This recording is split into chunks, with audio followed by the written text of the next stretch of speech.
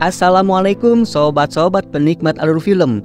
Kali ini kita akan mengalur film action yang penuh dengan ketegangan sob. Dan menariknya lagi, film ini menjanjikan keseruan karena dibalut dengan alur cerita yang unik, di mana seorang bodyguard profesional terpaksa harus mengawal dan melindungi seorang asasin berbahaya yang justru selama ini menjadi musuhnya. Maka wajar sob, jika di film ini sobat-sobat bakal disuguhkan dengan aksi pertempuran yang epik hasil kolaborasi antara skill seorang asasin legendaris dengan bodyguard profesional yang tak pernah gagal dalam menjalankan misinya. Jadi tanpa berlama-lama, mending kita langsung aja masuk ke alur ceritanya. Film pun dimulai dengan memperlihatkan seorang mantan anggota CIA yang kini beralih profesi menjadi seorang bodyguard profesional dan memimpin sebuah perusahaan keamanan bernama AAA. Dengan gaya elegannya, pria yang bernama Michael Bryce ini terlihat sedang bersiap untuk menjalankan misinya, yaitu mengawal seorang klien dari Jepang yang bernama Kurosawa. Dengan statusnya sebagai bodyguard yang dikenal tidak pernah gagal dalam melindungi kliennya, Michael pun mengantar Kurosawa ke bandara dengan jaminan keamanan tingkat tinggi. Karena sebelumnya Michael sudah melakukan persiapan dengan memastikan jika jalur yang akan mereka lewati benar-benar aman. Bahkan Michael juga melakukan pengintaian udara menggunakan helikopter. Hingga akhirnya Kurosawa pun berhasil naik ke pesawat dengan selamat. Namun saat Michael dan timnya merasa bangga atas kinerjanya itu, tiba-tiba dan atas peristiwa itu, karir Michael sebagai bodyguard elit pun hancur seketika dan kini Michael hanya seorang pengawal biasa tanpa lisensi, tanpa perlengkapan canggih, bahkan tanpa anak buah satupun. Saat itu Michael mendapatkan job untuk melindungi seorang pengusaha bernama Seifert yang sedang diburu oleh beberapa asasin yang hendak menghabisinya.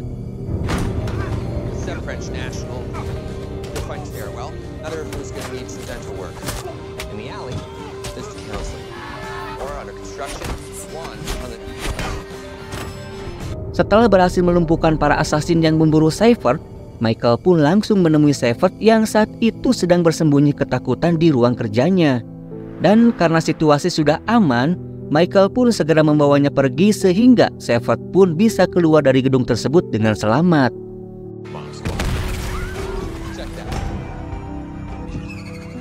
Kemudian, scene pun berpindah memperlihatkan seorang pria bernama Dukovic, seorang presiden Belarusia yang terkenal kejam dan tak segan untuk menghabisi siapapun yang berani menentangnya. Dan kini Dukovic sedang menginterogasi seorang profesor yang diduga telah berkhianat kepada negaranya. Selama 3 tahun ini, sang profesor telah dikurung dan dipaksa untuk mengakui pengkhianatannya tersebut.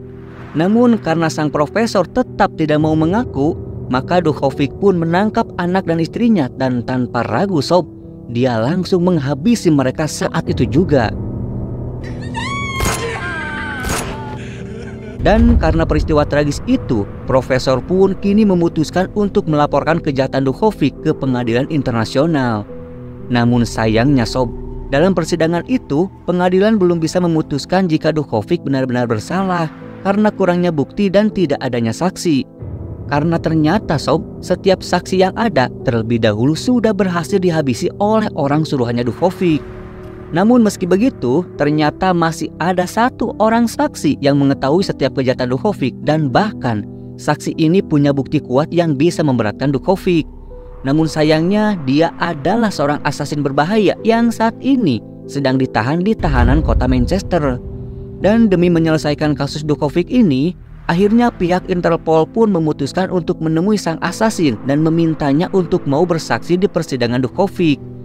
Dan inilah sang asasin yang dimaksud, seorang pria dengan skill menembak tingkat tinggi yang bernama Darius Kincaid. Dalam negosiasi tersebut, pihak Interpol menjanjikan kepada Darius bahwa mereka akan membebaskan istrinya yang bernama Sonia, yang saat ini sedang ditahan di penjara Den Haag sebagai imbalan jika Darius mau bersaksi dan memberikan bukti kejahatan Dukovic di persidangan yang akan digelar beberapa hari lagi. Mendengar tawaran itu, Darius pun langsung menyetujuinya dan mereka pun segera berangkat menuju tempat pengadilan yang berada di Den Haag dengan pengawalan ketat dari Interpol yang dipimpin oleh seorang wanita tangguh bernama Amelia Roussel.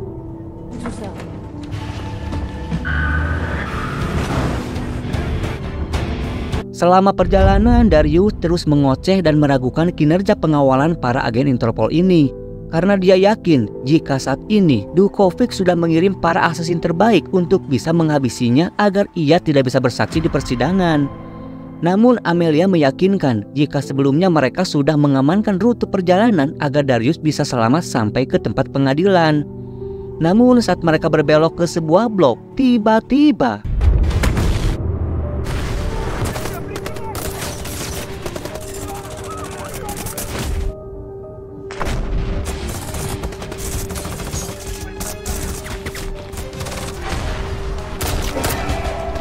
dalam penyerangan itu, para agen Interpol pun harus tewas di tempat kecuali Amelia yang masih mampu bertahan. Sedangkan Darius sendiri berhasil melepaskan borgolnya dan kini bersiap untuk melakukan perlawanan.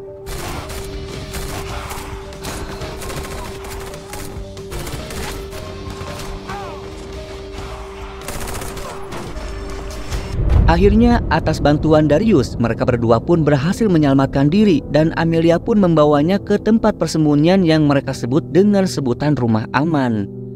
Lalu saat Amelia hendak melapor dan meminta bantuan ke markas Interpol, Darius mencegahnya karena dia yakin jika di dalam Interpol pasti ada penyusup yang telah berkhianat dengan menjadi mata-mata untuk Dukovic. Dan itu terbukti dengan adanya peristiwa penyerangan yang telah terjadi, di mana para anak buah Dukovic bisa mengetahui rute perjalanan yang seharusnya hanya diketahui oleh pihak Interpol saja. Dirasa jika penjelasan Darius ini masuk akal, Amelia pun tidak jadi untuk menghubungi markas dan terpaksa menelpon seseorang untuk membantunya melakukan pengawalan terhadap Darius. Dan orang yang dihubungi Amelia adalah Michael yang merupakan mantan kekasihnya dulu. Awalnya Michael sempat menolak karena masih kecewa kepada Amelia. Namun saat Amelia menjelaskan situasinya dan berjanji akan mengembalikan status bodyguard elit AAA yang sangat diinginkan Michael, akhirnya ia pun setuju dan segera bersiap menuju rumah aman. Singkat cerita, saat Darius sedang mengobati luka tembaknya di dalam toilet, Michael pun telah tiba di sana dan bertemu dengan Amelia. Saat itu Michael yang masih kecewa kepada Amelia mengeluhkan tindakan Amelia yang telah membocorkan misinya saat mengawal Shirakawa. Amelia pun menyanggahnya karena dia tidak pernah membocorkan klien Michael kepada siapapun. Dan kini Amelia meminta Michael untuk fokus pada misi pengawalan seorang pria yang akan bersaksi di persidangan. Namun saat Michael bertemu dengan pria yang dimaksud, tiba-tiba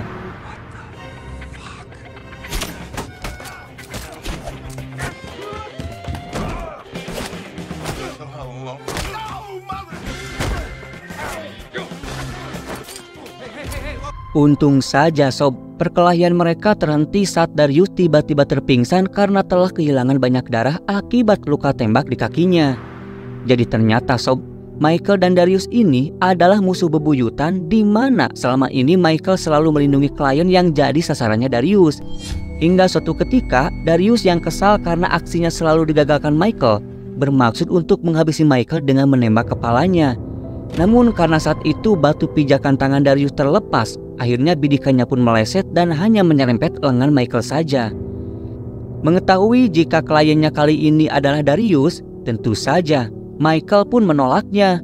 Namun Amelia terus mendesak Michael dengan mengatakan jika saat ini ada pengkhianat di dalam Interpol, sehingga dia lebih memilih untuk mempercayakan pengawalan Darius kepada Michael. Amelia pun berjanji akan mengembalikan status bodyguard elit AAA jika Michael mau melakukannya.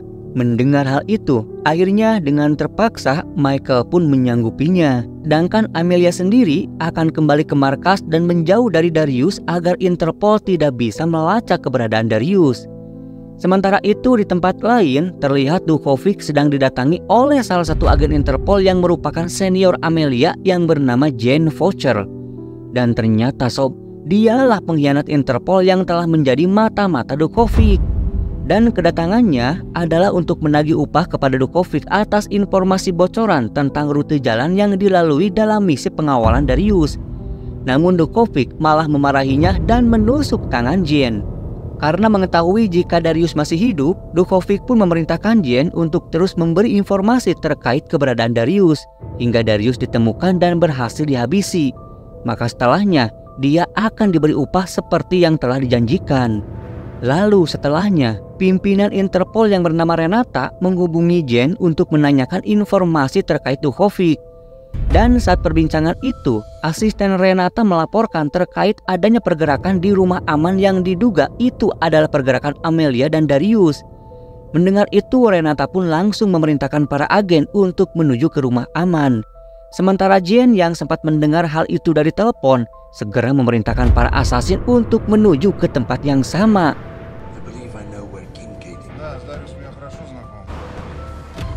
Lalu di rumah aman, terlihat Darius yang kini sudah tersadar dari pingsannya. Michael yang merasa jika mereka sedang dikepung, segera meminta Darius untuk mengikutinya keluar dari ruangan tersebut. Namun sayangnya sob, pergerakan mereka diketahui oleh para asasin hingga inilah yang terjadi.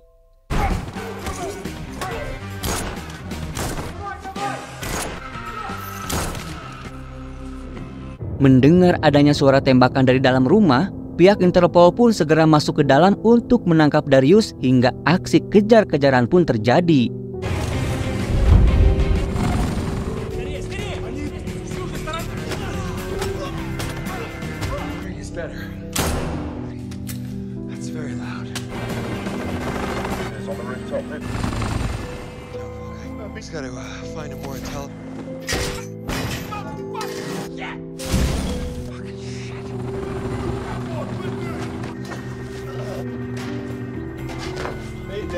Setelah berhasil lolos dari kejaran Interpol, mereka pun mencuri sebuah mobil dan mulai bergerak menuju Den Haag.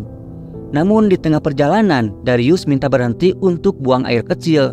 Dan saat itulah mereka kembali diserang oleh para asasin yang menembaki mereka berdua dengan membabi buta. Di tengah situasi genting tersebut, Darius meminta sebuah pistol kepada Michael. Lalu dia pun mengeluarkan skill terbaiknya hingga inilah yang terjadi. Meski Darius telah berhasil menghabisi para asasin tersebut, namun sayangnya sob, karena serangan tadi, tangki mobil mereka pun bocor hingga inilah yang terjadi sob.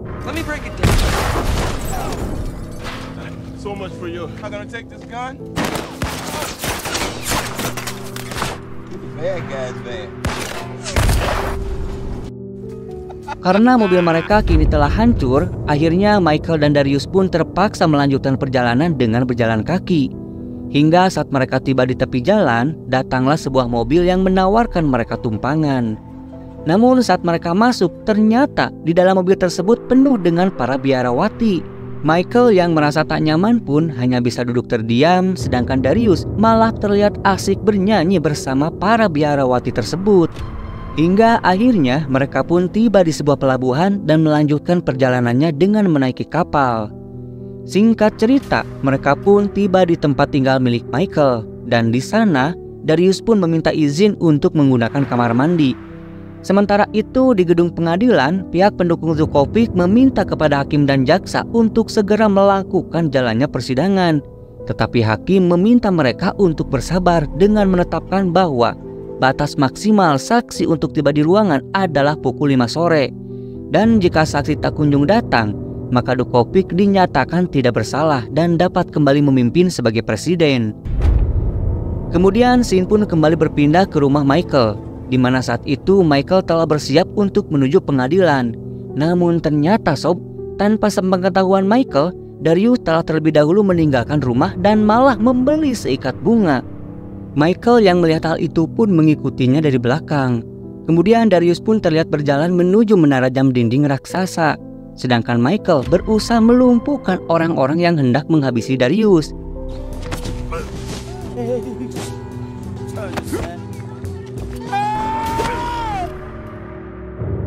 Hingga sesampainya di atas menara, Darius pun meletakkan bunganya tepat di dekat jam yang mengarah langsung ke sel tempat Sonia ditahan. Dan saat Sonia melihat bunga tersebut, dia pun terlihat senang menyadari keberadaan Darius. Lalu ketika Darius turun, Michael pun langsung menghampirinya dan menegur tindakan bodoh Darius yang telah membahayakan nyawanya sendiri hanya untuk mengantarkan seikat bunga. Darius pun mengatakan jika itu memang perlu dilakukan demi bisa meluluhkan hati Sonia agar hubungan mereka bisa membaik.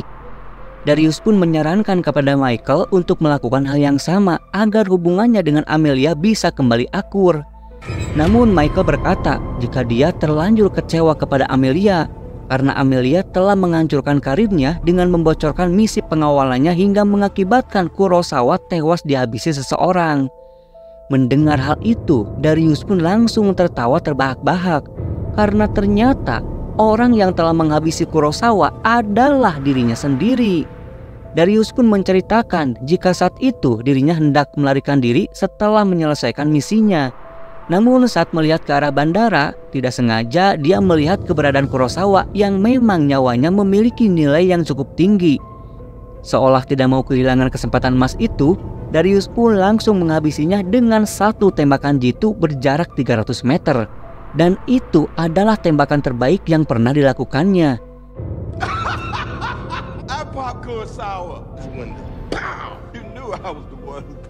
Mendengar itu, Michael pun langsung menghajar Darius dan seketika itu juga memutuskan untuk berhenti mengawal Darius. Michael pun pergi meninggalkan Darius sambil terus menggerutu di sebuah kantin. Lalu di saat yang bersamaan, ketika Darius terlihat keluar dari gedung, tiba-tiba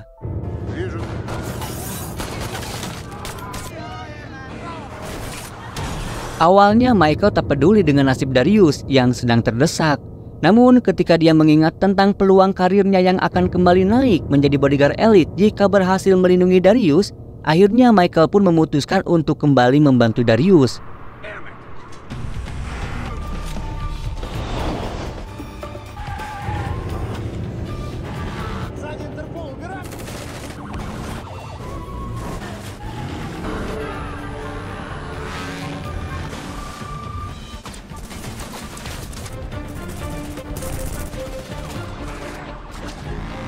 Lalu saat Michael berhasil melindungi Darius dan membuka jalan untuknya agar bisa melarikan diri, tiba-tiba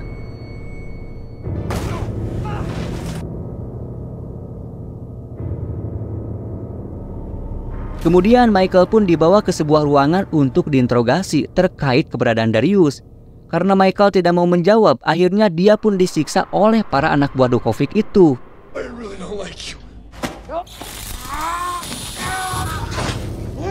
Lalu saat Michael sudah lemas dan tidak berdaya, tiba-tiba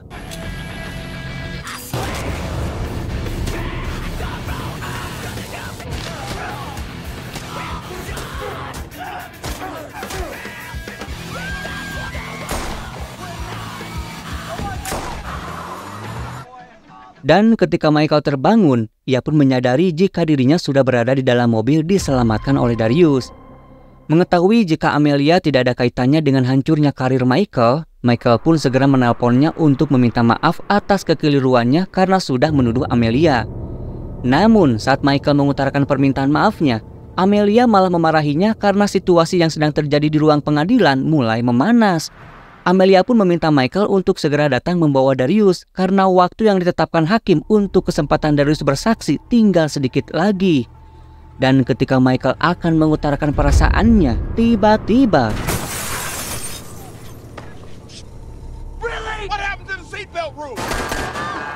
dan atas insiden tersebut, akhirnya Michael dan Darius pun harus terpisah dan mereka pun terus dikejar oleh anak buah Dukovic yang akan menghabisinya.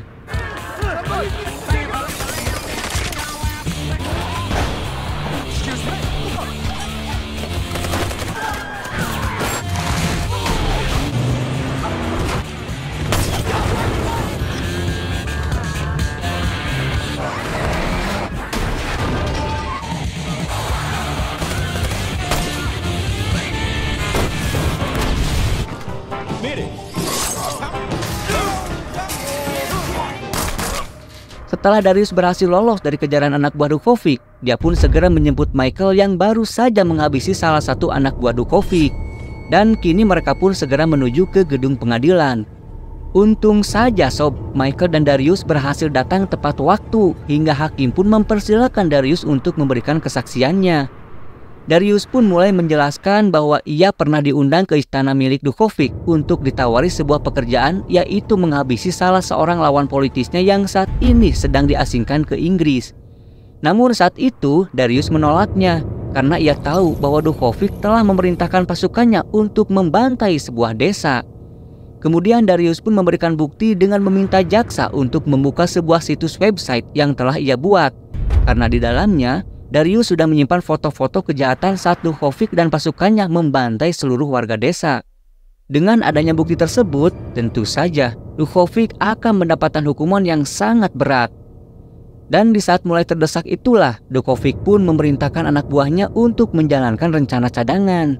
Seketika itu, Duhovic pun tiba-tiba berdiri dan mengakui jika dirinya memang benar-benar bersalah. Tetapi ia melakukan itu semua karena dirinya merasa memiliki kekuasaan mutlak yang tidak bisa dihalangi oleh siapapun. Lalu saat suasana di dalam mulai ricuh, tiba-tiba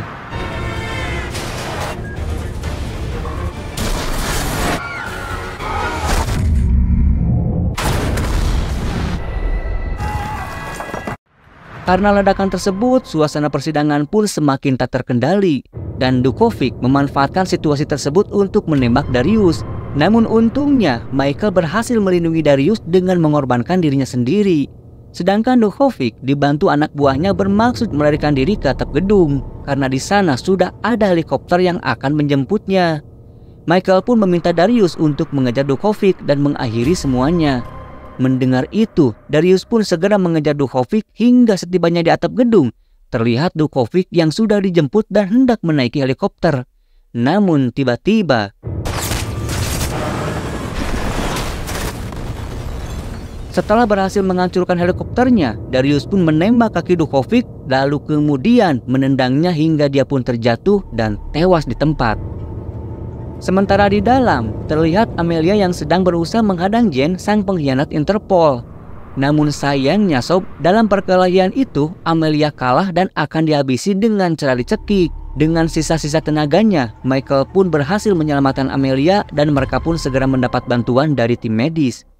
Dan setelah kejadian tersebut, Renata selaku pimpinan Interpol pun memenuhi janjinya dengan membebaskan Sonia, istri Darius. Sedangkan Darius sendiri tetap dikembalikan ke dalam sel tahanan. Namun setelah beberapa waktu kemudian, terlihat Darius yang telah berhasil kabur dari penjara demi bisa merayakan hari jadi pernikahan mereka. Dan kini mereka pun terlihat sedang menari bersama di tengah kacaunya perkelahian para penghuni bar. Namun entah bagaimana dengan nasib Michael. Apakah dia berhasil mendapatkan kembali lisensinya sebagai bodyguard elit AAA? Sobat-sobat bisa tahu jawabannya di film Hitman Bodyguard bagian kedua. Tapi ingat sob, karena di film ini banyak diperlihatkan adegan kekerasan, maka pelajaran yang bisa kita ambil adalah meskipun kekerasan adalah suatu tindakan yang perlu kita hindari, namun terkadang itu dibutuhkan bagi mereka yang sudah melewati batas seperti si Duhovic ini sob. Karena Sayyidina Ali bin Abi Thalib pernah berkata, bila sikap lemah lembut hanya mengakibatkan timbulnya kekerasan, maka kekerasan adalah suatu bentuk kelembutan hati. Itu